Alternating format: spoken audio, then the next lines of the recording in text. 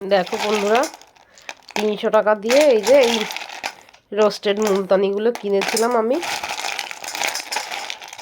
মোবাইলে দেখেছিলাম, দেখে এইগুলো সব কিনেছিলাম। এই দেখো, মুলতানি মাটি যেরকম নুন, এইগুলো সেরকম নুন নুন। দেখো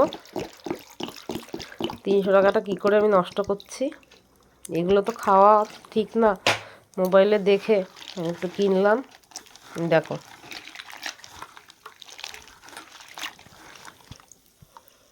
গন্ধটা, ভিজে মাটি উনুন যখন লেপা হয়, গরম উনুন যেরকম লেপলে যেরকম গন্ধ বেরোয়, পুরো সেই মাটির গন্ধটা আসছে। এত গন্ধটা এত সুন্দর, বলার মতো না। এই দেখো,